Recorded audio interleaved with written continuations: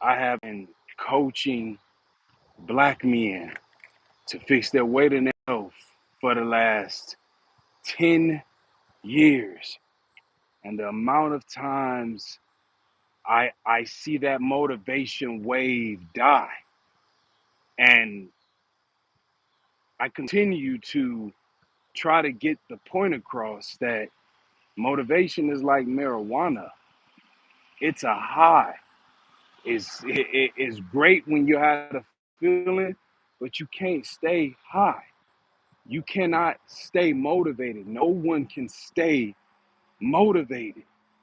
And in order to fix your weight, you're going to have to be disciplined long after that motivating or that feeling is gone. You're still going to have to do it. So if you don't do it when that feeling is gone, you won't be able to get to solve the problem, which is getting the weight off. It's the same as money discipline. It's the same as relationship discipline. Like if you do not continue to do the thing, regardless of the feeling, if you can't show up without that feeling, and typically you, if you ask yourself better questions, you'll be able to diagnose this, right? Which is okay. Every time I'm frustrated, how do I react? I do this, I do that. I don't want to go to the gym. Like when you really sit and think about what you do when you don't feel like it. And then you can start to troubleshoot the problem from that place. Because now we're starting from the truth, right? Now we're starting from not being like knowing what the actual problem is, which is when that feeling is gone. And then you can start addressing that specific thing, right? So when I feel stressed, now the real problem isn't not having motivation, it is the feeling of stress, or it's the feeling of comfort, right? It's the feeling of needing like dopamine.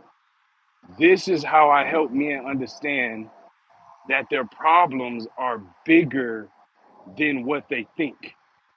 When you want to, if like really want to fix this, really want to lose weight, really want to get in control of your health, you have to understand that you're going to have to do it when you don't feel like doing it. You're going to have to work out and take care of yourself when you don't feel like it. And if you won't do that, if you don't do it when you don't feel like it, you're going to deal with the other side of it. And that's what, like, for the life of me, I can never understand. Majority of my clients are in their 40s, 50s, 60s. It's like, yo, brother, you've been in this cycle for so long, and we still think motivation is going to get us out of it. Like that is a euphoric feeling. It's a dopamine, and it's a beautiful feeling. All right, it's a beautiful feeling. But the problem with that feeling is it's scary. It's scary. Like that's motivation is a scary thing because it's gonna leave. Right? Picture any when you first get it when you got your first brand new pair of Jordans, right?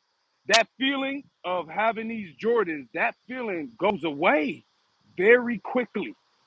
Like give it a month, you ain't gonna care about them dang shoes no more, right? When you get in a new relationship, that feeling is going to go away. Give it 3 or 4 months. So this is why motivation is so scary because we when it comes, we don't realize it's going to leave, right? This feeling is gonna go. And then who you are when that feeling goes decides if you fix this problem with your weight or you fix the money problem or the whatever it is you have to keep doing, we're gonna find out. So when I coach and when I mentor and when I'm giving advice or tips or whatever the case may be, it's always around you have to do this even when you don't want to do this.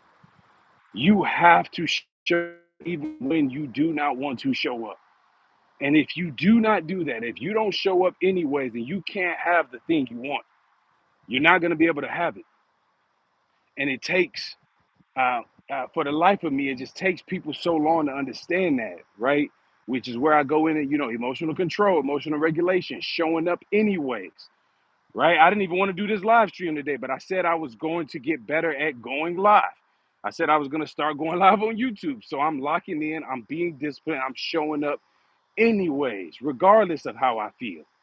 So that's the solution, man. Like, motivation or any sort of high energetic feeling, right? First new love and a big paycheck and all these feelings are going to go away.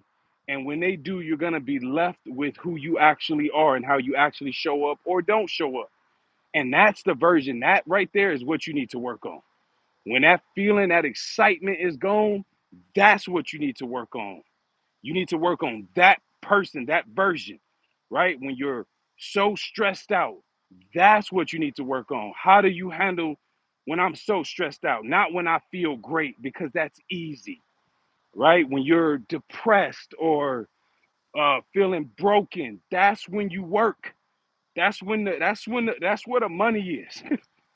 The money is when when you depressed in what you do, when you stressed out in what you do, when you extremely sad in what you do. Because if every time these, like, the same as the motivation side of it, that euphoric feeling, and you just think that you're gonna stay in that zone, it's the same way on the other side, right? It's all about coming back to the middle, to like the balance, really, like showing up regardless. So days when I'm really motivated, yeah, I'm gonna ride that wave, but I know this might not be here tomorrow. So I'm just gonna utilize it for what it is. And I know I'm gonna get back, I'm gonna have another hard day. Some more things are gonna happen in my life, and I'm gonna get back to that. Dang, man. And that's when you that's when you still show up. And when you get to that point in your life where you just show up anyways, you're unbreakable. And at that point, there's nothing that can break you. So stop riding that motivation wave. Understand what motivation is. Understand that it's fleeting, right? Any sort of dopamine, high energy, which is why we need to control these dopamines and these quick fixes that we all do. Scrolling social media, drinking alcohol, corn, all the different things. You need to control them because they're just a high that's gonna go away. All right, that's it. This one over everything. I'll be live again tomorrow, 9 a.m. EST. No, 9 a.m. CST.